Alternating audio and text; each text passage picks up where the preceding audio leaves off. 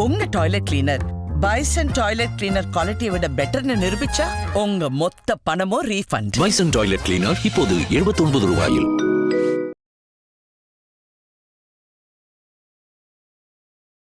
மேலே தான் இவங்களுக்குள்ள சண்டை. அதுவும் குறிப்பாக நம்ம சிஇஓ இருந்த இடத்துல மேனேஜராக இருந்தவன் இன்றைக்கி அவன் சிஇஓ, நம்ம அப்படின்ற எண்ணம் தான். ஆனால் கீழ் மட்டத்தில் எல்லாருமே அதிமுகவினர் தான். அது அமமுகவாக இருக்கட்டும், அதிமுகவாக இருக்கட்டும், அவங்கள பொறுத்த வரைக்கும் அவங்க அதிமுக தான். இப்போ இவங்க இணைஞ்சிட்டானப்போ அவங்களுக்கு ஈஸியாக ஜெல் ஆவாங்க. ஏன்னா 2 பேருமே ஒரே கட்சியில் ஒர்க் பண்ணுவாங்க, ஒன்றா ஒர்க் பண்ணுவாங்க. அதிமுக இணைந்த பிறகு பல விஷயங்களில் அமித்ஷாவுடைய முன்னெடுப்புக்கு எடப்பாடி பழனிசாமிக்கு தகவல் சொல்லப்படுகிறது. எடப்பாடி பழனிசாமி அதை மனப்பூர்வமாக ஏற்றுகிறார். நீங்கள் பண்ணுங்கள், நல்லது நடந்தால் சரின்றது தான். அந்த அடிப்படையில் தான் விஜயிடம் பேச்சுவார்த்தை நடத்தப்பட்டது. நீங்கள் இதில் போய் சொல்கிறீங்களே, விஜயிடம் நடத்தப்பட்ட பேச்சுவார்த்தை யார் நடத்தினா? அமித்ஷா. நாளைக்கே விஜய் இங்கே வராரு வச்சுங்க என்டிஏ கூட்டணிக்கு. அன்றைக்கி பாஜக தன்னுடைய தொகுதிகளை குறைக்க வேண்டியது இருக்கும். டிடிவி குறைக்கணும், அன்புமணி குறைக்கணும்.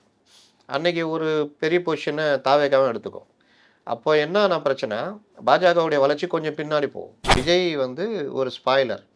அப்போ விஜய் வந்தால் பெரிய பிளாஸ்ட்டு, இல்லாகட்டி ஸ்பாய்லர். அப்போ விஜய் இங்கே இருக்கார், அவர் பிரிக்கிற வாக்குகள் பெரும்பாலும் திமுகவுடைய வாக்குகள். மேஜர் போர்ஷன் 18% வரைக்கும் பிரிக்கிறார்.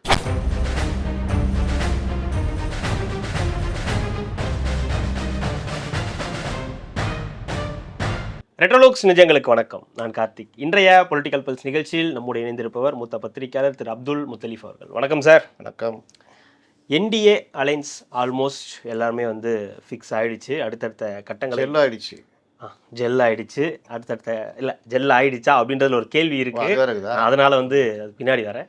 அடுத்தடுத்த கட்டங்களை இப்போ நோக்கி போயிட்டுருக்காங்க. இன்றைய தினம் கூட காலையில் பியூஷ் கோயல் அவர்கள் எடப்பாடி அவர்களினுடைய இல்லத்திற்கு காலை விருந்தெல்லாம் முடிச்சுட்டு ஒன்றா பேட்டியெல்லாம் கொடுத்துட்டாங்க. இதில் மிக முக்கியமாக பார்க்க வேண்டியது டிடிவி தினகரனுடைய இந்த இணைப்பு தான் பெரிய பேசு பொருளாக மாறி இருக்கு. எப்படி சாத்தியமாச்சு? ஒரு சில நாட்களுக்கு முன்பாக, ஒரு 15 நாளைக்கு முன்பாக எடுத்தால் கூட டிடிவி தினகரனுடைய நிலைப்பாடுன்றது வேறையாக தான் இருந்தது. அவர் உதிர்த்த வார்த்தைகள் எதுவுமே இன்னும் கரையலை. அது எல்லாமே அப்படி தான் இருக்குது. நேற்று அவர் சொல்லும்போது கூட எங்களுக்குள்ளே இருக்கிறது பங்காளி சண்டை தான், ஆனால் நோக்கம் வேறையாக்குறதுனால ஒன்றா இணைஞ்சிருக்கோம் அப்படின்னு சொல்லியிருக்காரு. அவரும் எடப்பாடி அவர்களும் வரவேற்பு தெரிவிச்சிருக்காரு. டிடிவி தினகரன் அதுக்கு நன்றி தெரிவிச்சிருக்காரு. இந்த சாத்தியம் அப்படின்றது, இந்த இணைப்புன்றது எப்படி சாத்தியமாச்சு? இது அடுத்த கட்டத்தை எப்படி எடுத்துகிட்டு போக போகுது? டிடிவி அங்கே போக மாட்டார்னு ஊடகங்கள் மற்றவர்கள் பெருசாக பண்ணியிருந்தாங்க. நான் ஆரம்பத்துலேருந்தே டிடிவி இங்கே தான் வந்தே ஆகணுன்ட்டேன். வேறு வழியே கிடையாது, இங்கே வந்து தான் ஆகணும் என்ன திட்டினாலும் அப்படின்னு. ஒரு கட்டத்தில் அவர் முதலாளியை மாற்றினா தான் கம்பெனியில் சேருவேன்ற மாதிரி போனார். துரோகி, அது துரோகின்றது அவர் ஆரம்பத்தில் சொல்லிட்டு இருக்காரு. இவர் இருந்தால் நான் வரமாட்டேன்னாரு. அப்போ கூட என்ன கேள்வி வந்தேன்னா, எங்க 21 அவரே இருக்கட்டும், நான் போட்டியிடல, எங்கள் ஆளுங்களுக்கு மட்டும் ரெட்டையில் நிற்க வைங்கன்னுலாம் கேட்டார். அப்போப்பட்டவர் என்ன திடீர்னு சொல்லிட்டு ஒரு இது வந்துச்சு.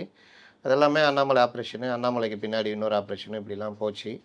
இதில் காமெடி என்னென்னா, இந்த 2 பேர் தான் அண்ணாமலை ஆப்ரேஷனில் இருந்தாங்க, டிடிவி, ஓபிஎஸ். இது தான் அப்புறம் பார்ட்டியை ஸ்ப்ளிட் பண்ணாங்க, அந்த தேசிய ஜனநாயக கூட்டணி உடைச்சாங்க. இதில் லேட்டஸ்ட்டாக அண்ணாமலை அசைன்மெண்ட்டில் மாட்டினவர் நம்ம செங்ஸு வெளியில் வந்தார். ஏன் வெளியில் வந்தீங்கன்னு கேட்டால் எல்லோரும் ஒற்றுமையாக இருக்கணும். ஒற்றுமையாக இருக்கிறதுக்கு நீங்கள் எதுக்குங்க வெளியே வந்தீங்கன்னு கேட்டால், இல்லை நான் கெடு வச்சுருக்கேன், எல்லோரும் ஒற்றுமையாக இருக்கணும்னாரு. நேற்று என்ன ஆயிடுச்சு, இப்போ புலம்ப ஆரம்பிச்சிருப்பார் அவர். எல்லோரும் ஒற்றுமையாருன்னு லாஸ்ட்டில் என்ன தனி மரமாக விட்டுட்டு இந்த புஷிக்கிட்ட மாட்டி விட்டு நீங்களாம் போய் சேர்ந்தீங்களாடான்ற மாதிரி. அப்போது டிடிவி உடைய பேச்சு இந்த மாதிரி விஷயங்கள் போய்கிட்டு இருந்தது. நம்ம ஆரம்பத்துலேருந்து ஒரு விஷயம் சொன்னோம், இது எப்படி என்டிஏக்குள்ளே கொண்டு வந்துருவாங்க. ஏன்னா அவர்களுடைய பலம் வேறு. எல்லா வகையிலும் இவங்களுக்கு ஹெல்ப் பண்ணியிருக்காங்க, பல விஷயங்கள் பண்ணியிருக்காங்க. பாஜக குறிப்பாக அமித்ஷா தமிழ்நாடு அண்டு வெஸ்ட் பெங்கால் ரெண்டுத்துலேயும் பெரிய மாற்றம் கொண்டு வரணும்னு சொல்ல முடியாது. வெஸ்ட் பெங்காலில் ஒரு தொங்கு சட்டசபை வரதுக்கு வாய்ப்பு இருக்குது, இல்லாட்டி பிஜேபி அதிக இடங்களை பிடிக்கிறதுக்கு வாய்ப்பு இருக்குது. அதற்கு தான் நிபின் இறக்கியிருக்காங்க. நிபின் அந்த வெஸ்ட் பெங்காலில் டிஎம்சி கூட இருக்கிற ஒரு பெரிய சமூகம், ஓகே, அதை சார்ந்தவர் அவர். அதனால் அவர் அங்கே தலைவராக போட்டு இப்போ அவர் அங்கே இருக்கிற அந்த வேலை. தமிழ்நாட்டில் சிந்தாமல் சிதறாமல் வாக்குகளை வாங்கணும். அப்போ அதிமுக ஒன்றுபட்டுச்சுன்னு ஒரு தோற்றத்தை உருவாக்கணும், ஒரு சைக்காலஜிக்கலாக ஒரு இதை தாட்டை கொண்டு வரணும்னு சொல்லிட்டு தான் இவங்க ட்ரை பண்ணாங்க, ஓபிஎஸ்க்கு டிடிவிலாம். ஆனால் கூட இருந்துக்கிட்டே போவாதீங்கன்னு சொல்லியிருந்தவர் இன்னொருத்தர். அதுக்கப்புறம் அவரை டெல்லி கூப்பிட்டு அவரை எச்சரிக்கை பண்ணி வார் ரூமை கலன்னு சொல்லி அப்புறம் நீயே போய் கூட்டுவான்னு சொல்லி இந்த வேலைலாம் பண்ணாங்க. அப்புறம் லாஸ்ட்டில் டிடிவியை வர வச்சு பேசி கடைசியாக முடிஞ்சது. ஓகே. அப்போ தான் முடிஞ்ச உடனே தான் இவர் சொல்கிறதுக்கு இவருக்கு கூச்சம். முதலாளியே மாற்றுன்னு சொன்னவராச்சு அவர், வேலைக்கு சேர மாட்டேன்னு. அப்புறம் பார்த்தா யூனிஃபார்ம் மாட்டி நிற்கிறாரு. என்ன தலைவரே, முதலாளியை மாற்றினீங்க, இப்போ நீங்களே யூனிஃபார்ம் மாட்டி நிற்கிறீங்கன்னா, இல்லை நான் அதெல்லாம் சொல்கிறதுக்கு இல்லை, அது உங்களுக்கு அவங்களே சொல்லுவாங்க, ஹெச்ஆர் சொல்லுவாங்க, இல்லாட்டி முதலாளியே சொல்லுவார் அப்படின்னாரு. அப்புறம் நேற்று வந்து க்ளீனாக சொல்லிட்டாங்க, இவர் பியூஷ் கோயல் இதில் போய் முன்னிலையில் என்டிஏல இணையறேன்னு சொல்லிட்டாரு. இணையறேன்னு சொன்ன உடனே எடப்பாடி பழனிசாமிகிட்ட இருந்து ஒரு வரவேற்பு அந்த வரவேற்பு முடிஞ்ச உடனே அந்த வரவேற்புக்கு நன்றி தெரிவித்து இவர் ஒரு வரவேற்பு. அதனால் இது சில சமூக வலைதளோட போட்டுனுக்குறாங்க, அந்த நடுவில் கொஞ்சம் பக்கத்தை காணுங்கள வருமே, ஆனால் செல்வராஜ்னா எப்படின்னா இருக்கிறீங்க அந்த மாதிரி ஒரு இணைப்பு நடந்துடுச்சு. எது நடந்தாலும் இருவருக்குமே லாபம். இல்லை, இது இருவருக்கே லாபம்ன்றது வந்து அரசியல் கணக்கு. இவங்களுக்கு இவங்க தேவை, இவங்களுக்கு இவங்க தேவைன்றதை தாண்டி இது எப்படி ஜெல் ஆகுன்றது இருக்கு. ஏன்னா தொடர்ந்து இது வந்து எடப்பாடி பழனிசாமிக்கு எதிரான ஒரு கட்சியாவே தான் டிடிவி தினகரன் வளர்த்துக்கிட்டு இருந்திருக்காரு. நீங்க ஆரம்பத்துல சொன்ன மாதிரி அவர் வந்து திமுக எதிர்ப்புன்றதெல்லாம் தாண்டி எடப்பாடி பழனிசாமி ஒரு துரோகி, எடப்பாடி பழனிசாமியை இறக்கணும், இதுதான் அவங்களுடைய தார்மீக இது கருத்தா இருந்தது போது, இப்ப எப்படி அது மறுபடியும் போய் எடப்பாடி பழனிசாமி கூட சேரும்? பிரச்சனை டிடிவிக்கும் எடப்பாடிக்கும் தான். இல்லை, அதுதான் இப்போ வந்து தொண்டர்கள் தொண்டர்கள் வந்து 2021 இருந்த அமமுகவினர் பெரும்பாலானோர் அதிமுக திரும்பிட்டாங்க. 2021 இருந்த பலம் வாய்ந்த கட்சியாக இன்னைக்கு டிடிவி இல்லை. 18 எம்எல்ஏக்கள் கிட்டத்தட்ட மாவட்ட செயலர் ரொம்ப பேர் போனவர் இன்னைக்கு வெறும் செந்தமிழ் மட்டும்தான் கூட இருக்கார். நீங்கள் எல்லாரும் திரும்பிட்டாங்க. சமீபத்தில் கூட ஒரு டிடிவி தினகரன் நான் சேர மாட்டேன் அப்படின்னு சொன்ன டைமில் கூட ஒருத்தர் ஒரு நகராட்சியோ ஊராட்சியோ ஒரு லோக்கல் லீடரு சேர்றாரு ஆதரவாளர்களோட. ஏன் இதை நான் சொல்கிறேன்னா, மேலே தான் இவங்களுக்குள்ள சண்டை. அதுவும் குறிப்பாக நம்ம சிஇஓ இருந்த இடத்துல மேனேஜராக இருந்தவன் இன்றைக்கி அவன் சிஇஓ, நம்ம வந்து அப்படின்ற எண்ணம் தான். ஆனால் கீழ் மட்டத்தில் எல்லாருமே அதிமுகவினர் தான். அது அமமுகவாக இருக்கட்டும் அதிமுகவாக இருக்கட்டும், அவங்கள பொறுத்த வரைக்கும் அவங்க அதிமுக தான். இப்போ இவங்க இணைஞ்சிட்டானப்போ அவங்களுக்கு ஈஸியாக ஜெல் ஆவாங்க. ஏன்னா 2 பேருமே ஒரே கட்சியில் ஒர்க் பண்ணுவாங்க, ஒன்றா ஒர்க் பண்ணுவாங்க. அதனால் அந்த இதெல்லாம் கீழே உங்களுக்கு டக்குன்னு ஜாயின் பண்ணுவாங்க. மேலே தான் இங்கே சேராமல் இருந்தாங்க. நீங்கள் அவங்களே கேட்டிருந்தா கூட, என்னங்க டிடிவி தாங்க தலைவர் தாங்க மறந்து பிடிக்கிறாரு, நமக்குலாம் ஒன்றும் இல்லைங்க, ஏடிஎம் கூட சேர்ந்தா நல்லதாங்கன்னு தான் கீழே எண்ணம் இருக்கும். ஏன்னா நீங்கள் போய் செதறி போய் வேறு யார்கிட்டயே போய் சேர்றது, டிஎம்கே சேர்ந்தால் தான் இவங்களுக்கு கொஞ்சம் ஒட்டுறதுக்கு கஷ்டமாக இருக்கும். ஓகே, இது ஒன்று. இதே தான் தாவேகால இப்போ நீங்கள் மாவட்ட செயலாளர்களை கூப்பிட்டு ஒன்றிய செயலாளர்களை கூப்பிட்டு உட்கார வச்சு, விஜய் நாம் என்ன முடிவு எடுக்கலாம், கட்சியுடைய நிலைமை இந்த பிரச்சனை, விளங்காத 2-3 டிக்கெட்டை கூட வச்சுன்னுக்கிறேன், சரி நான் அப்புறம் பேசிக்கிறேன், என்ன செய்யலாம் சொல்லுங்கள், என்டிஏ கூப்பிட்றாங்க, முதல்வர்ன்றதை தள்ளி வைப்போம், இப்போதைக்கு ஒரு திமுக வீழ்த்தணும், நம்முடைய லட்சியம் நம்ம ஒரு கௌரவமான தொகுதிகளை பெறணும், சொல்ல முடியாது எதிர்கட்சி தலைவர் ஆகலாம், இல்லை கொஞ்சம் மிஸ் ஆச்சுன்னா துணை முதல்வராக ஆகிறதுக்கு வாய்ப்பு இருக்குது, என்ன சொல்கிறீங்க சொல்லுங்கன்னா, அண்ணன் 100% போயிடலான்னுருவாங்க. அவங்களுக்கு கீழே இணையிறதும் பிரச்சனை இல்லை. அப்போ இந்த மாதிரி இதுதான் யதார்த்தம் யாருக்கு தெரியும்னா கீழே இருக்கிறவங்க தான் தெரியும். மேலே இருக்கிறவங்க கௌரவம், ஈகோ, இல்லை அதுதான் இப்போ மேலே இருக்கிறவங்க இந்த பிரச்சனை இருக்கும்போது இன்னமும் அந்த பிரச்சனை நீடிக்கிட்டு தானே இருக்குது. பங்காளி சண்டைன்ற வார்த்தையே பயன்படுத்துறாரு. அது அடுத்த செகண்ட் அவர் இவரை வரவேற்கிறதும் இவர் அவரை வரவேற்றாரு, ஆனால் வரல இல்லையா, இந்த என்டிஏ கூட்டணிக்குள்ளாரதான் டிடிவி வந்து ஒரு கௌரவம் இருக்குல்ல. இன்னைக்கு பியூஷ் கோயல் தான் சொல்கிறாரு, என்டிஏ கூட்டணியுடைய தலைவர் தமிழ்நாட்டில் எடப்பாடின்றாரு. அது இந்த விவாதம்ன்றது ஒரு தனி, இன்னமும் அது வந்து ஒரு விவாத பொருளை எடுத்துட்டு போவாங்க. விவாத பொருளை எடுத்துட்டு போறது இவங்கங்க. அதுதான் சொல்றேன், அதை விட்டுருவோம். நான் எப்பவுமே என்ன சொல்றேன், யதார்த்தத்தை பத்தி பேசலான்றேன். யதார்த்தம் வந்து கீழே இருக்கிறவங்க உடனே சேர்ந்துருவாங்க. அவங்க அதான் எதிர்பார்த்துருந்தாங்க. நல்ல முடிவாக எடுத்து ஏடிஎம் கூட்டணியில் போயிட்டோம்னா நமக்கும் ஒர்க் பண்ணுறது ஈஸியாக இருக்கும். ரெட்டை இலை வாக்கு கேட்கறதுன்றது அவங்களுக்கு ஜாலியான விஷயம். பல 20 வருஷமாக ரெட்டையில் அதிமுகன்னு இருந்திருப்பான், தாயா பிள்ளையாக பழகிருப்பான், நடுவில் பிரிஞ்சிருப்பாங்க. எம்ஜிஆர் பாடினார்ல, ஒரு தாய் வயிற்றில் வந்த உடன்பிறப்பு. இது ஒரு தற்காலிக இந்த தேர்தலுக்கான கூட்டணின்னு இதை எடுத்துக்கலாமா? அப்படிதான் எடுத்துக்கணும். இல்லை, ஒன்ஸ் இப்போ ஜாயின் பண்ணிட்டாங்கன்னா இது கண்டினியூ ஆகும். உள்ளாட்சி எம்பி கண்டினியூ ஆகும். ஓகே. இன்னொன்று இது ஹேண்டில் பண்ணுறது என்டிஏ பாஜக.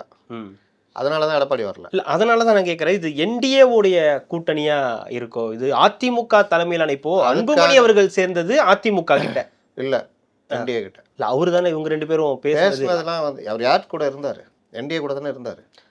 ஏங்க இது ரொம்ப சிம்பிளா இல்ல சார், இப்போ இது ரொம்ப சிம்பிளா தொகுதி பிரிக்கிறதுன்னு ஒண்ணு அதான் இருக்கு. சொல்றேன், ரொம்ப சிம்பிளா வச்சுக்கங்க. இந்த கூட்டணி அமையறது இது எல்லாத்துக்குமே முன்கை எடுக்கிறது அமித்ஷா. தமிழ்நாட்டுல இல்ல, அதுதான் நான் கேட்க வர்றது. நான் அமித்ஷா இப்படி எடுக்கிறதுனால முடிக்க விட்டீங்கன்னா நான் சொன்னது உங்க இல்ல, நான் கேள்விக்கு கேட்டுட்டேன்னா உங்களுக்கு இன்னும் ஈஸியா இருக்கு. அதுக்காக சொல்றேன். அமித்ஷா எடுக்கிறதுனால எடப்பாடியோட கை இப்போ ஓங்காம இருக்கான்னு கேட்கிறேன். இந்த கூட்டணி அதாங்க விஷயத்துல. சொல்றேன். நீங்க என்ன பேச விட்டீங்கன்னா உங்க கேள்விக்கு என் பதில நான் சொல்லிடுவேன் நானு. நீங்க என்ன நினைக்கிறீங்கன்னு எனக்கு புரியுது. தமிழ்நாட்டுல என்டிஏ கூட்டணி வலுவா அமையணுன்றதுல அமித்ஷா ரொம்ப முனைப்பா இருக்காரு. ம். அப்படி முனைப்பா இருக்கும் பொழுது முதலில் இணைவது அதிமுக. அதிமுக இணைந்த பிறகு பல விஷயங்கள்ல அமித்ஷாவுடைய முன்னெடுப்புக்கு எடப்பாடி பழனிசாமிக்கு தகவல் சொல்லப்படுகிறது. எடப்பாடி பழனிசாமி அதை மனப்பூர்வமாக ஏற்றுகிறார். நீங்க பண்ணுங்க, நல்லது நடந்தா சரின்றது தான். அந்த அடிப்படையில் தான் விஜயிடம் பேச்சுவார்த்தை நடத்தப்பட்டது. நீங்க இதில் போய் சொல்றீங்களே, விஜயிடம் நடத்தப்பட்ட பேச்சுவார்த்தை யார் நடத்தினா? அமித்ஷா. என்டிஏ உடைய டெல்லி மேலிடம் நடத்துச்சு. அதனுடைய பிரீஃப் வந்து எடப்பாடிக்கு சொல்லப்பட்டது. பேச்சுவார்த்தையில் இருந்த 5 பேரில் இருந்த ஒருத்தர் போய் எடப்பாடிகிட்ட சொன்னார். அவர் மட்டும்தான் தமிழர், மற்ற 4 பேரும் டெல்லி வாழா. ஓகே, இவ்வளோ உடச்சி சொல்கிறேன் பாருங்க. தெரியும். அப்புறம் அந்த தமிழர் போய் எடப்பாடிகிட்ட சொல்கிறார். அன்னைக்கு தான் சட்டசபை முடியுது. எது விஜய் பற்றி முதல்வர் ஒரு அறிக்கை சட்டமன்றத்தில் நடந்த அந்த ஒரு சம்பவம் வாக்குவாதம் நடக்குது. வெளியில் வந்து எடப்பாடி பேட்டி பேசுகிறார். அன்று மாலை தான் சந்திக்கிறாங்க, பிரீஃப் பண்ணுறாங்க, அந்த மாதிரி பேசியிருக்கோம் இதுன்னு. அப்போ எடப்பாடி அவர்கள்ட்ட சொன்னது, அந்த தம்பியை கொஞ்சம் பேச சொல்லுங்க, நான் உட்காந்து சண்டை போட்டுனுக்கிறேன், நம்ம எதிர்கட்சிகள் சண்டை போடுது, தனக்கான விஷயத்துலேயே அந்த தம்பி பேச மாட்டேங்குது, இங்கே பாருங்க ஃபைல்லாம் காமிக்கிறாரு. ஸ்கூல் பையன் மாதிரி மனப்பாடம் பண்ணி சட்டசபையில் போய் நான் பேசிக்கிட்டு இருக்கிறேன், உங்களுக்கு இது வந்து சாதாரணமாக அந்த மாதிரி ஒரு அறிக்கை கூட உங்களால் பிடிக்கலாம் எப்படின்றார். அதுக்கப்புறம் நடந்த கதைகள்லாம் வேறு. சிபிஐ விசாரணை வந்தோன்னா அவங்க கழட்டின்னு போயிட்டாங்க. ஒளிஞ்சவங்களாம் வந்து சொன்னாங்கல்ல, அப்போ சொன்னோன்னா. அதனால் இந்த மாதிரி விஷயங்களில் கூட நீங்கள் பண்ணுங்கள், நல்லது நடக்கட்டும்ன்றதுல தான் இதாகிட்டாங்க. அதில் தான் ஜெல்லுன்றது என்னென்னா, இப்போ நீங்கள் நானும் பார்ட்னராக இருக்கிறோம். நான் ஒரு முடிவு எடுக்கிறேன், அவனுக்கு ஒரு 2000 ரூபா சம்பளம் கூட போடணும்னு கேட்டான், சொல்லிட்டேன், ஓகே சொல்லிட்டேன், போடா கரெக்டா, கரெக்டு ரைட்டு அப்படின்னா நம்மெல்லாம் ஜெல்லாக இருக்கணும்னு அர்த்தம். நீங்கள் சரிங்க அப்படின்ட்டு இன்னொருத்தர்கிட்ட போயிட்டு எல்லாமே அவனே முடிவு எடுக்கிறாப்புல. சம்பளம் கேட்டால் எட்டெல்லாம் ஒரு வார்த்தை கேட்க மாட்டாரா? அவரு 2000 ரூபா கூட கொடுக்குறேன்றாரு. நீங்கள் ஜெல்லாகலன்னு அர்த்தம். அப்போது ஒரு விஷயம் நடந்து இந்த மாதிரி நடக்குது, நாங்கள் பேசுகிறோம், இதான் தகவல் அப்படின்னா நல்ல விஷயம், இன்னும் கொஞ்சம் டெவலப் பண்ணுங்க அப்படின்னா ஜெல்லாக இருக்காங்கன்னு அர்த்தம். அதுதான் இப்போ என்டிஏல இருக்குது. நீங்கள் இங்கே என்ன சொன்னாங்கன்னா, இவங்க ஒற்றுமை இல்லை, பிரச்சனை, கூட்டணி, அமித்ஷா அதிர்ச்சி கொடுத்த அமித்ஷா 60 சீட்டு கேட்டார்லாம் சொன்னாங்க. நான் விசாரித்த வரையிலும் 30-35 சீட்டு அவங்களுடைய இது. 30ன்றது தான் அவங்களுடைய இலக்கு. 25ன்னு வந்தால் கூட 25ம் ஜெயிக்கிற மாதிரி தொகுதிகள். தொகுதி தான் முக்கியம், எண்ணிக்கை முக்கியம் இல்லை. எண்ணிக்கை என்ன கொடுத்துட்டு காலி பண்ணுறவெல்லாம் நடக்கும். அதில் பாஜக உறுதியாக இருக்குது, டபுள் டிஜிட் போகணும் அப்படின்னு உறுதியாக இருக்காங்க. அப்போ அந்த மாதிரி விஷயங்கள்லையும் அவர்கள்ட்ட பிரச்சனை இல்லாமல் ஒரு ஒற்றுமை இருக்குது. இந்த மாதிரி இந்த ஒற்றுமைன்றது நீங்கள் சொல்கிறது, அமித்ஷா அவர்களோ என்டி அவர்கள் இதை பண்ணுறத எடப்பாடி அவர்கள் ஒத்துக்கிறாரு, பண்ணுங்க ஒத்துக்கிறாரு. ஆமாம். ஆனால் இந்த இடத்துல லீட் எடுக்க வேண்டியது எடப்பாடி அவர்கள் தானே. அமித்ஷா அவர்களும் என்டி அவர்களும் இதை எடுக்கும்போது இந்த இடத்துல அதிமுக வீக் ஆகலையா? ஆகாது. என்னன்னா இல்லை சார், அப்போ அதிமுக தலைமையிலான கூட்டணி, அதிமுக தலைமையில தான் ஆட்சி அப்படின்றது சீட் கொடுப்பாங்க சார். ஆனால் இது பர்செப்ஷன் வாரில் நீங்கள் பாருங்கள், இது அமித்ஷா தான் எல்லாமே பண்றாரு, என்டிஏ அலைன்ஸ்ல தான் இதெல்லாம் நடக்குதுன்றது. அதிமுக தலைமையிலான கூட்டணி எல்லாம் பண்றாருன்னா, அமித்ஷா கூப்பிட்டு எங்களுக்கு இவ்வளவு சீட்டு கொடுங்க, நீங்க இவ்வளவு சீட்டு வச்சுக்கோங்க, இவங்களுக்கு அவ்வளவு கொடுத்துருங்க, அது சொல்ல. அவங்கள கூட்டணிக்குள்ள கொண்டு வர வேலையை பண்றாங்க, பேசுறாங்க. அப்படி பேசும்பொழுது நீங்க நல்லா கவனிக்கணும். டிடிவி, ஓபிஎஸ் அதிமுகவுடைய உட்கட்சி பிரச்சனை அப்படின்னு இவங்க சொன்னதை அவர் அங்கே பொதுவில் சொல்றாரு அமித்ஷா. அன்னைக்கு நான் சொன்னது 2 கண்டிஷனோட தான் சேர்ந்தாங்க. 1 அண்ணாமலை தூக்கணும், 2 இந்த உட்கட்சி பிரச்சனை எங்கள் பிரச்சனைன்னு நீங்கள் சொல்லணும் அப்படின்னதை சொல்லிட்டாங்க. ஆனால் நான் கூடுதலாக அப்போவே சொன்னேன், இது உட்கட்சி பிரச்சனையாக இருந்தாலும் இப்படி சொன்னாலும் அவர்களை பொறுத்த வரைக்கும் நாங்கள் பார்த்துக்குறோம். அவங்கள்ட்ட சொன்னது யார் டிடிவிடியும் ஓபிஎஸ்ஸே சொன்னது, நாங்கள் பார்த்துக்குறோம், உங்களை கூட்டணிக்குள்ளே தான் நீங்கள் இருப்பீங்க, அதை நாங்கள் பேசிக்கிறோம். இப்போதைக்கு உடனே பேச முடியாது, இப்போ நாங்களே இப்போ தான் சேர்ந்துருக்கோம், பேசி நாங்கள் சரி பண்ணிக்கிறோம், எங்கள் சைட்லேருந்து நீங்கள் இருப்பீங்க. இதில் எதாவது மாற்றம் வந்ததா? அப்போது டிடிவி கிட்ட இவர் எனக்கு என்னென்னு பேசுகிற வாய் விட்றாரு. அப்போ அவர்கிட்ட போய் இவங்க ஏடிஎம் கிட்ட யாரும் பேச மாட்டாங்க. அப்போ பேச வேண்டிய சேனலில் அவங்க பேசுவாங்க. முடித்த உடனே தகவல் சொல்லப்படுது, ரைட்டு அங்கேயே அப்படியே இருக்கட்டும், நீங்களே மெயின்டைன் பண்ணிக்கங்க, அவ்வளோதான். இது என்னென்னா இதே தான் சிராக் பாஸ்வானுக்கும் நிதிஷ்குமாருக்கும் நடந்தது. 2 பேரும் எலியும் பூலியுமா இருந்தாங்க. ஆனால் ஒன்றா நீ கூட்டணியில் இருக்கிறது மட்டுமல்ல, அவருடைய அமைச்சரவையிலேயே சிராக் பாஸ்வான் கட்சியை சேர்ந்தவங்க இருக்காங்க. இதுதான் உங்களுக்கு அடுத்த கட்டம் வரும். ஏன் இதில் இல்லையா? திமுக கூட்டணியில் இல்லையா? எலியும் பூலியுமா இல்லையா? அதுதாங்க கூட்டணியுடைய தலைமையுடையது. யாராவது ஒருத்தர் அதை கரெக்ட் பண்ணுவாங்க. இல்லை, அதை தான் நான் கேட்குறேன். அந்த இடத்துல நீங்கள் திமுக அதை சரி பண்ணும், இங்கே சரி பண்ணுறது இல்லை. அங்கேயும் மக்கள் நல கூட்டணி இப்போவும் தனியாக தான் இருக்குது. ஏதாவது பிரச்சனைனா அவங்களுக்குள்ள பங்காளி போயிட வேணாம், அங்கே அவங்களுக்குள்ள பேசிடுவாங்க. கடைசியாக வந்து முடிக்கிற இடம் திமுகவா இருக்கும். அதுதாங்க சொல்கிறேன். அப்போ நீ எப்படி சிபிஎம் நீ எப்படி விடுதலை சிறுத்தைகிட்ட பேசலாம், போவேணான்னு சொல்லலாம்? அந்த மாதிரி வரலல்ல. அந்த மக்கள் நல கூட்டணியில் விலைக்கு நிற்கிறது இவர் மட்டும்தான், வைகோ மட்டும்தான். மற்ற எல்லாம் அவங்க அவங்களுக்குள்ள ஒன்றா தான் இருக்காங்க. யாராவது போகணுன்னு முடிவு எடுத்தால் போவாத, இங்கேயே இரு பார்த்துக்கலாம் அப்படின்ற மாதிரி அவங்களுக்குள்ள பிரச்சனை அவங்க பேசிக்கிறாங்க. அது வெளியே தெரியாது. சாம்சங் பிரச்சனையாக இருக்கட்டும், ராஜ்நாத் சிங் இதுவாக இருக்கட்டும், எதுவாக இருந்தாலும் அவங்களுக்குள்ளே இருக்காங்க. அது திமுக தலைமைக்கும் தெரியும். எண்ட் ஆஃப் தி டே அதான் கணக்கு. எண்ட் ஆஃப் தி டே என்ன நடக்குது? இப்போ ஓபிஎஸ் அவர்கிட்ட போய் எடப்பாடி பேசுவாரா? ஓபிஎஸும் பேசுவாரா? அப்போ அவங்க பேசிக்குவாங்க. சார் கண்ணில் படம் ஓரமாக நிற்பாப்புல, பார்த்து இது பண்ணிக்குவோம். நமக்கு தேவை இந்த இது. இன்றைக்கி சசிகலா ஒரு அறிக்கை விட்டுருக்காங்க. இன்னைக்கா? ஆமாம். அது என்னென்னா கிட்டத்தட்ட எடப்பாடி கண்டிச்சா மாதிரி இருக்குது. சிலர் எடுக்கிற தவறான முடிவுனால இன்றைக்கி வைத்தியலிங்கம் அங்கே நேற்று கொடுத்துருந்தாங்க. ஆமாம், நேற்று கொடுத்து வைத்தியலிங்கம் போயிருக்காரு. ஆமாம். இது வந்து சரியில்லை. கட்சி ஒற்றுமையாக இருக்கணும், அதிமுக வலுவாக இருக்கணும், திமுக ஆட்சி வீழ்த்த போடணும், அதுக்கு நான் சில வியூகங்களை வகுத்துள்ளேன் அப்படின்றாங்க. அந்த வியூகம் என்னன்றதுன்னா வாய்ஸ் கொடுப்பாங்க. அதற்கும் பேசிகிட்டு இருக்கிறாங்க. சசிகலா அவங்க வாய்ஸ். ஆமாம், நீங்கள் வாய்ஸ் கொடுங்க. ரஜினி மாதிரி அவங்க வாய்ஸ் கொடுப்பாங்க. ஓகே, இதுதான் அந்த வியூகம். அதை தாண்டி அவங்க தனி கட்சி தொடங்கலாம், இதெல்லாம் பண்ண மாட்டாங்க. அப்போ இந்த மாதிரி வேலையெல்லாம் எடப்பாடி பண்ண முடியாது. ஆனால் அமித்ஷா ஈஸியாக பண்ணுவார். அவங்க கோபத்தை இங்கே கன்வே பண்ணுவாங்க, இவங்களுடைய இது அங்கே கன்வே பண்ணுவாங்க. எல்லாம் முடிஞ்சு ஒரு வலிமையான கூட்டணி. இந்த இடத்துல தான் பாஜக தமிழ்நாட்டில் வலுப்பெற்றுக்கிட்டே வருதோன்ற ஒரு சந்தேகம் வருது. முன்னை விட இப்போ பெட்டர் ஆயிட்டாங்களோ? எங்கே கேப் இருக்கோ அது நிரப்பப்படும். அதுதான் அதிமுக அந்த கேப்பை வளர்த்து விடுறாங்களான்னு கேட்குறேன். பாஜக வளர்க்குறாங்களா? நாளைக்கே இவங்க 130 சீட்டு ஜெயிக்கிறாங்க வச்சுக்கோங்க, வலுவான கட்சியும் மறுபடியும் அதிமுக தான் நிற்கும். அடுத்து எம்பி தேர்தல் வரும்போது அப்போ கொஞ்சம் கூட கேட்பாங்க. அன்னைக்கு கொஞ்சம் ஒரு சமரசம் இதாகும். அங்கே ஒரு இதாகிட்டு அதுலேயும் வந்து அதிமுக 20க்கும் மேற்பட்ட தொகுதியில் நிற்க தான் பார்க்கும். அப்படியே வலுவாக தானே போகும். உள்ளாட்சியில் எங்களுக்கு இவ்வளோ கொடுங்க இருக்குன்னு தன் கட்சியை வளர்க்குறது கால் ஊன்றதுக்கு வேலையை பாஜக பண்ண தானே செய்யும். பாஜக இங்கே ஒரு வேலையை மட்டும் பண்ணலன்னா உண்மையிலேயே அது வந்து ஒரு நல்ல கட்சியாக இங்கே கால் ஊனும். இல்லை, நீங்கள் சொன்னதுலேருந்து எனக்கு ஒரு சந்தேகம் என்னென்னா, இந்த கூட்டணி விஷயங்களில் எடப்பாடி தலையிட்டு இருந்தால் இது சரியாக இருந்திருக்குமா? இன்னும் அவருக்கான எடப்பாடி தலையிட்டு இருந்தால் டிடிவி உள்ளே வந்திருக்க மாட்டார். நாளைக்கு ஒரு டிடிவி தவிர சொல்கிறேன். இப்போ டிடிவி ஓபிஎஸ் விட்டுடலாம் சார். ஏன் மற்றவர்கள் உங்களுக்கு உடனே சந்திச்சிட்டாங்கல்ல. இப்போ இவர் உடனே சந்திச்சிட்டார்ல, நம்ம அன்புமணி உடனே சந்திச்சிட்டார்ல, அவ்வளோதானே, முடிஞ்சிச்சு. இனி அது ஏடிஎம்கே அன்புமணி தான் போகும். ஓகே. பிரேமலதா கூடயும் இவர் வேலுமணி, எஸ்பி வேலுமணி, தங்கமணி எல்லாம் பேசிட்டு தான் இருக்காங்க. அவங்க தான் இப்படி மதில் மேல் பூனையாக இருக்காங்க. மதில் மேல் பூனையா, பூனை மேல் மதிலா, எப்படி வச்சுக்கலாம். வச்சுக்கலாம். கேட்டு சொல்கிறேன், கேட்டு சொல்லுங்கள். அப்போ அங்கே இதில் கேட்கணும், தேனாம்பேட்டையில் போய் கேட்கணும். பூனை மேலே மதில் வச்சா பூனை நசிக்கிறோம். மதில் மேல் பூனை தான். அப்போது அந்த மாதிரி இருக்காங்க. அவங்க வந்து லாபம் நஷ்டம்லாம் பார்த்துட்ருக்காங்க. லாப நஷ்டம் பார்த்துட்டு சிறிதளவு லாபம் அடைந்துவிட்டு பெரும் நஷ்டத்தை சந்திப்பது தான் அந்நியாருடைய வழக்கம். ஓகே. இந்த தடவையும் அப்படி போவாங்களான்னு தெரியல. அதனால் ஃபைனல் இன்றைக்கி அவங்க தான், அவங்களும் ஓபிஎஸும் தான். ஓபிஎஸ்ஸை இது இப்போ நீங்கள் சொல்கிறீங்க, இந்த இப்போ தேமுதிக இவங்கெல்லாம் சொல்லும்போது என்டிஏ ஒரு ஃபார்முக்கு வந்துக்கிட்டு இருக்காங்க, ஒரு மாதிரி அலைன்ஸ் எல்லாம் வந்துக்கிட்டு இருந்தால் கூட திமுகவை எதிர்க்கிற அளவுக்கு வலுவான ஒரு கூட்டணியாக என்டிஏ இருக்கான்ற ஒரு கேள்வி வருது இல்லையா? அது வந்து நரேட்டிவ். அந்த நரேட்டிவ் வந்து உடஞ்சி போய் ஒரு 6 மாதம் ஆகுது. நரேட்டிவ் பெருசாக பண்ணியிருந்தாங்க. ஓகே. இப்போ அவங்க புலம்புறதெல்லாம் நீங்கள் பார்க்கலாம். இவர் இப்படி பேசினார், இப்போ இப்படி பேசினார்னு. டிடிவி சேர்ந்ததை வச்சு டிடிவி இப்படி பேசினார், எடப்பாடி பேசினார். ஆமாம். அப்போ வைத்தியலிங்கம் பேசினதையும் போடுங்க. வைத்தியலிங்கம் இப்படி பேசினார், ஸ்டாலின் இப்படி பேசினார், அதெல்லாம் போடணும்ல. எல்லாம் இப்போ அன்வராஜா திமுக பற்றி பேசுனதை போடுங்க.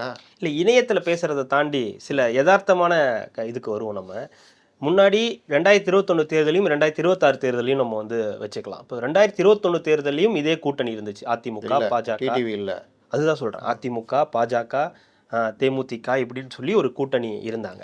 அப்போ ஓபிஎஸ் இருந்தார் அதே அதிமுகவில், வைத்திலிங்கம் இருந்தார், மனோஜ் பாண்டியன் இருந்தார், எல்லாருமே இருந்தாங்க. இப்போ அப்படியே நம்ம 2026க்கு வரும்போது அதே அதிமுக பாஜக பாமக இப்போ தேமுதிக வந்துடும் கூட நம்ம எடுத்துக்கலாம். ஆனால் இதில் வந்து இப்போ ஓபிஎஸ் இல்லை, வைத்திலிங்கம் இல்லை, மனோஜ் பாண்டியன் இல்லைன்னு சொல்லி அதிமுகவோட சில முக்கியமான ஆட்கள் ஓபிஎஸ் உட்பட இந்தமாரி செங்கோட்டையன் இல்லை, இந்தமாரி இல்லை. ஆனால் இப்போ டிடிவி இல்லை, இப்போ டிடிவி தினகரன் இருக்கார். ஒன்றுபட்ட பாமக இருந்தது, இப்போ பிளவுபட்ட பாமகவாக இருந்துச்சு. அப்போ வந்து பாஜக வந்து பெரிய அளவுக்கு வாக்கு வங்கி கிடையாது, இப்போ அவங்களுக்கான வாக்கு வங்கி உயர்ந்திருக்குன்றதை நம்ம 2024 தேர்தலில் பார்க்குறோம். இது களம். இதோட அடிஷ்னலாக சேர்க்கணும்னா விஜய்ன்ற ஒரு புது பிளேயரும் வந்திருக்காரு. ஸோ இவ்வளவு பிரச்சனைகள் அரசியல் எல்லாமே மாறுதல் உட்பட்டதாங்க. நீங்கள் 2021 கமல்ஹாசன் மிகப்பெரிய சக்தியாக இருந்தார், 4% ஓட்டோட, பார்லிமெண்ட்லேயே 4% ஓட்டு, மிகப்பெரிய சக்தியாக 21 இருந்தார். அவர் பிரித்த வாக்குகள் திமுக எதிர்ப்பு வாக்குகள், அதிமுக விட வேண்டியதை அவர் பிரித்தார். என்னை கேட்டால் அவர் திமுக உருவாக்குன ஒரு ஆளுன்ற மாதிரி தான் பார்க்கப்பட்டது இப்போ தோணுது. அப்போ அதோடைய பலனை திமுக அறுவடை பண்ணிச்சு. இன்னைக்கு கமல்ஹாசன் எங்கே இருக்காரு? ஸ்டாலின் தான் வராரு, விடியல் தர போகிறாருன்னு மிகப்பெரிய எதிர்பார்ப்போட எல்லாரும் ஓட்டு போட்டாங்க. விஜய் ரசிகர்கள் திமுக வாக்களித்தாங்க. இன்னைக்கு திமுகவுடைய கூட்டணி கட்சிகள், இவர் இருக்கார் திருமா, அவர் வந்து ஒடுக்கப்பட்ட மக்களுடைய ஒப்பற்ற தலைவர் அப்படின்ற ஒரு இமேஜ் பட்டியலின மக்களுக்கான தான். இடதுசாரிகள் நேர்மையானவர்கள் அவர்கள் வந்து இன்றைக்கி இங்கே இருக்கிறாங்க. இந்த கூட்டணியே சமூக நல கூட்டணி. சிஏஏ அது இதுன்னு எல்லாம் படம் காமிச்சாங்க. அன்றைக்கி அதை எல்லாம் மக்கள் நம்பினாங்க, எல்லோரும் நம்பினாங்க. நீங்கள் நம்பினீங்க, நான் நம்பினேன், எல்லாம் நம்பினாங்க. நீட்டை வந்த உடனே முதல் கையெழுத்தில் ஒழிப்பேன்னு சொன்னாங்க, அதெல்லாம் நம்பணும். இதெல்லாம் தான் ப்ளஸ். இன்றைக்கி அது எல்லாமே இல்லைன்றது இங்கே இருக்குது, எதுவுமே இல்லை. ஒடுக்கப்பட்ட மக்களா சாதாரண விஷயத்துலேயே இவரால் எதுவுமே பண்ண முடியல, அவ்வளோ குழப்பம். கட்சியே அவர்கிட்ட இருக்காங்கன்னு தெரில. திரும்ப 4 ஒவ்வொரு விஷயமா பேசிக்கிட்டு இருக்காரு. கார் டயர் பஞ்சர்னா கூட ஆர்எஸ்எஸ் அதின்றாரு. அந்த வார்த்தையே அவர் வந்து கிட்டத்தட்ட நீர்த்து போக பண்ணிட்டாரு அப்படின்ற மாதிரி அவர் மேலே. இடதுசாரிகள், நீ துட்டு வாங்கிட்டல, நீ எல்லாத்துக்கும் முட்டு கொடுத்து ஒரு சாம்சங்கில் சங்கம் கூட உங்களால் வைக்க முடியல, அப்படி போயிடுச்சு. அப்போ காங்கிரஸுக்கு அதே நிலைமை தான். மரியாதைன்றது இன்றைக்கி கூட்டணி கட்சிகளால் திமுகவுக்கு மரியாதை, கூட்டணி கட்சியில் ஒரு பெரிய மரியாதைன்றதெல்லாம் இன்றைக்கி போச்சு. ஆன்டி இன்கம்பன்சி ஸ்டாலின் ஒரு பெஸ்ட்டு முதல்வர் இல்லை, அவரால் சாதாரண மக்களுக்கு எதுவுமே செய்ய முடியல, சும்மா படம் காட்டுறாங்க, ஷூட்டிங் பண்ணுறாங்க அப்படின்றது பொதுமக்கள் மத்தியில் பதிஞ்சு போச்சு. இந்த காலகட்டத்தில் நீங்கள் அப்போ அவ்வளோ 10 வருஷம் ஆன்டி இன்கம்பன்சி அவ்வளோ பிரச்சனை வந்தோம். டிடிவி இல்லாத ஒரு குறையினால 75 சீட்டு இருந்திருந்தால் 100 சீட்டு. அன்னைக்கு ஓபிஎஸ் இருந்தார், மனோஜ் பாண்டியன் இருந்தார். மனோஜ் பாண்டியன், அன்வர் ராஜா இவர்கள்லாம் தனிநபர்கள். ஓகே, நீங்கள் எத்தனை பேர் அவங்க அதிமுக கூட்டு போனாங்கன்னா இவங்களாம் எம்எல்ஏக்கள்னா அதெல்லாம் நாங்கள் எல்லாரும் தான் எம்எல்ஏக்கள். கட்சி அந்தந்த தொகுதிக்கு அவங்க ஒரு வேட்பாளர் முகம், அதிமுகவுடைய முகம். அது அதிமுகவுடைய முகம் இல்லையா? இப்போ அதுக்குன்னு ஒரு ஃப்ரெஷ் கேண்டிடேட் கணக்கு இல்லை. இன்னைக்கு செங்கோட்டையன் வெளியில் வந்திருக்காரு, நாளைக்கு அவர் அந்த தொகுதியில் ஜெயிப்பாருன்னா நிச்சயம் கிடையாது, அவராலே சொல்ல முடியாது. எனக்கு தெரிஞ்சு இதில் போனதில் பவர்ஃபுல் 2 பேர் தான். ஒன்று மனோஜ் பாண்டியன், 2 வைத்திலிங்கம்.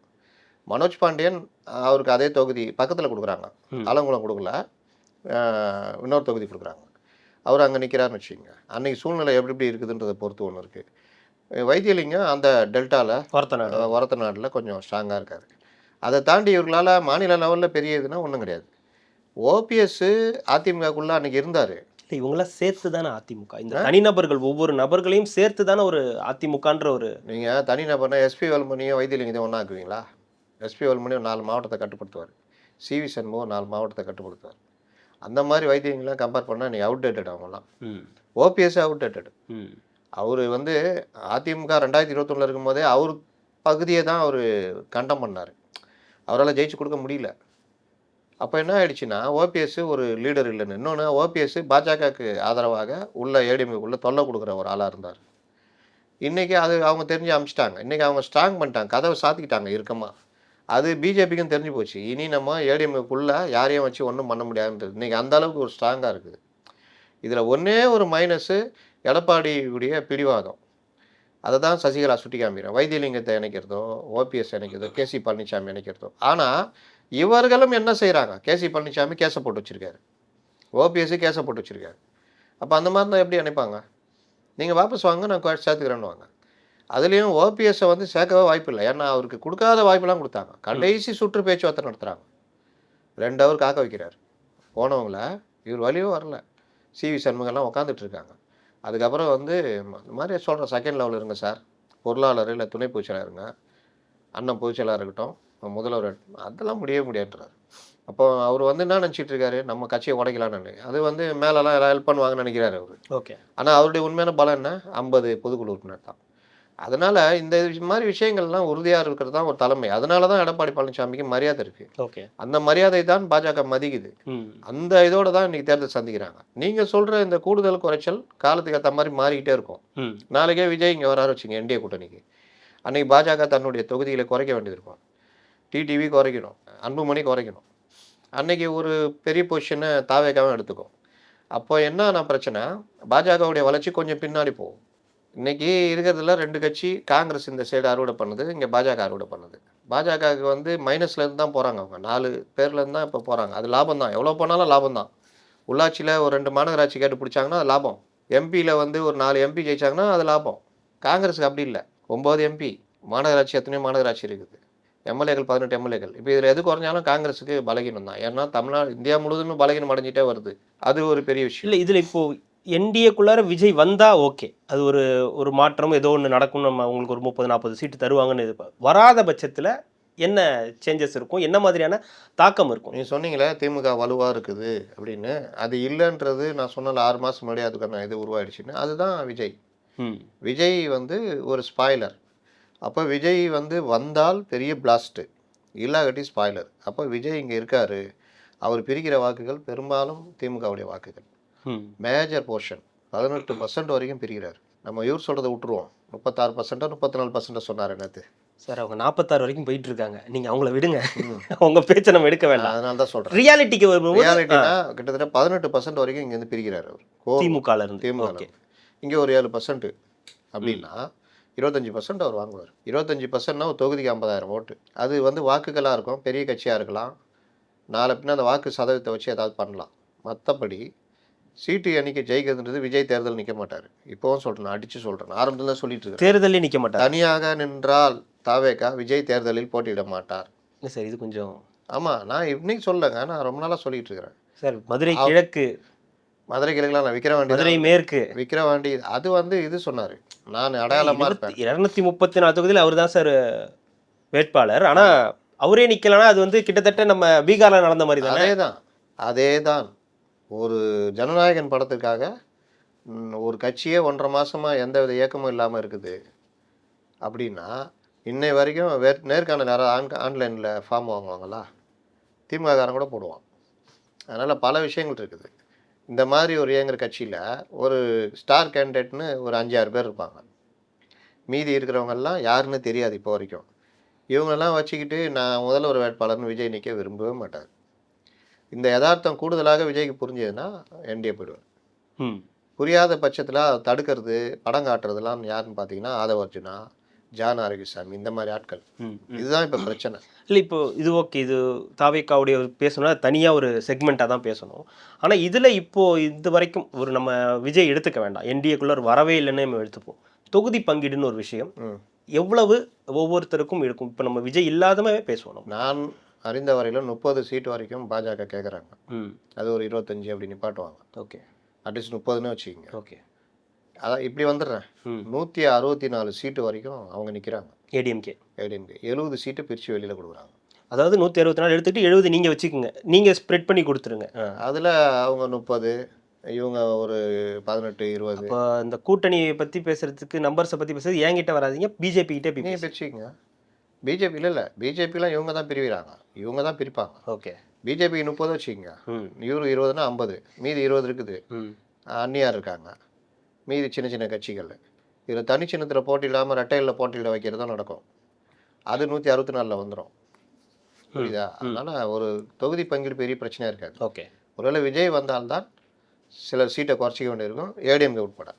ஏடிஎம்கே அப்போ 144 அப்படின்ற அளவு குறைச்சி 20 சீட் வரைக்கும் குறைக்கிற மாதிரி. இவங்கள்ட்ட 20, அவங்கள்ட்ட ஒரு 20 பிரித்து கொடுத்து பண்ணுற மாதிரி இருக்கும். ஏன்னா அப்போ வந்து 100% வெற்றி வரும். ஓகே, 90% வெற்றி இருக்கும். ஓகே, அப்படி இருந்தால் 200 தொகுதிகள் மேலே அசால்ட்டாக அடிப்பாங்க. அப்படி அடிக்கும் போது 144 நிற்கிறதுனால ஒன்றும் பெரிய பாதிப்புலாம் வராது ஏடிஎம்கேக்கு. ஈஸியாக 130, 120, 125 வரைக்கும் கூட ஈஸியாக ஜெயிக்கலாம். ஆட்சி தனி மெஜாரிட்டியில் பிடிக்கலாம். ஓகே. நாளைக்கு வந்து என்டிஏவோட இந்த மீட்டிங் இருக்குது. பிரதமர் மோடி அவர்கள் வருகை.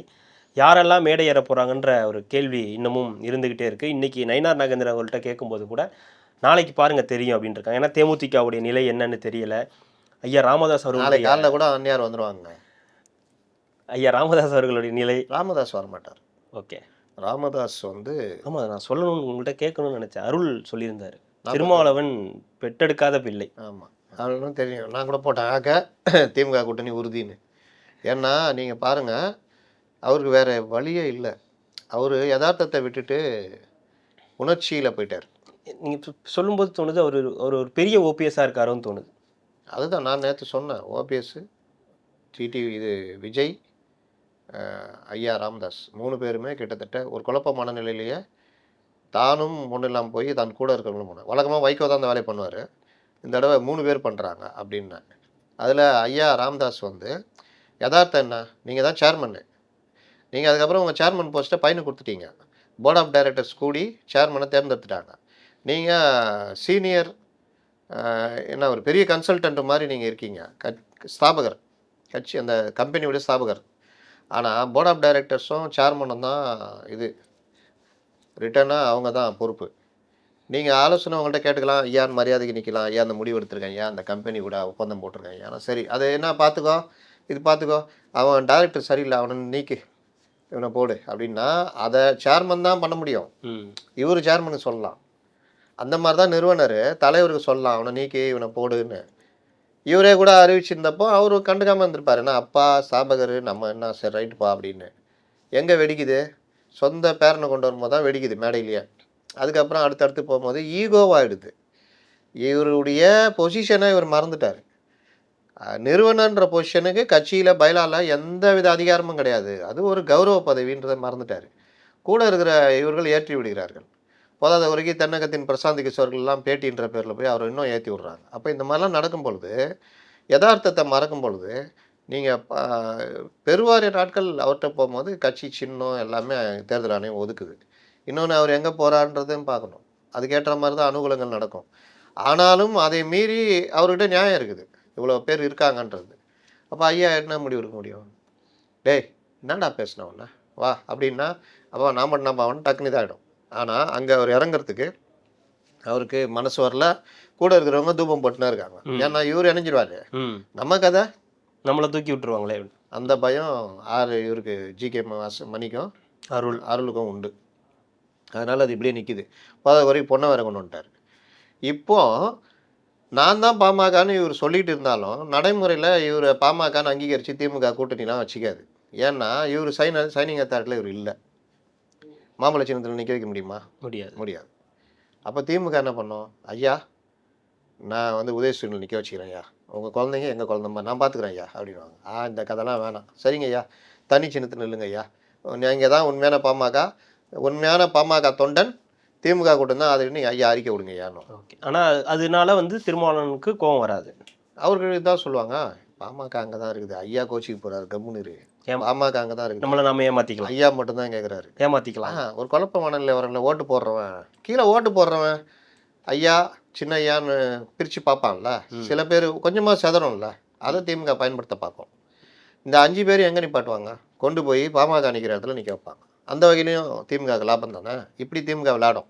ஆனால் ஒன்றை மறந்துடுறாங்க, ஐயா அந்த மாதிரி பண்ணாருன்னா அவர் இந்த பாமகவை அங்கீகரிக்கிற மாதிரி ஆகிடும். ஆமாம், கரெக்டா? ஆமாம். சரி, வேறு என்ன தான் பண்ணி தொலைதுன்னா ஒன்றும் பண்ண முடியாது. அமைதியாக இருந்தாலும் அங்கீகரிக்கிற மாதிரி ஆகிடும். என்ன பண்ணாலும் அது அன்புமணிக்கு சாதகம். ரொம்ப ப்ரில்லியண்ட்டாக அவர் மூவ் பண்ணி இவர் திட்டாமல் அப்படியே போகுது. இதுதான் இந்த அரசியலில் நம்ம பார்க்க வேண்டியது. அதனால் ஐயா வந்து அதனால தான் ராமதாஸை பற்றி ஒரு பிட்டை போட்டோன்னே, சாரி இவர் திருமாவளவனை பிட்டை போட்டோன்னே, திருமாவளவனா அப்படியே நல்ல மனுஷன் தானே அவர், பாவம், அவரும் விட்டுருவார். இப்படி தான் இப்போ திருமாவளவனுக்கு ராசாக்கு தானே சண்டை. ஆமாம், ஐயாவுக்கு அவங்களாம் சண்டை இல்லை. அப்படி போகும். கண்டிப்பாக சார். நாளைய தினம் வந்து இந்த என்டியோட மீட்டிங்லாம் முடிச்சதுக்கப்புறம் மீண்டும் சந்திக்கலாம். மிக்க மகிழ்ச்சி. நன்றி.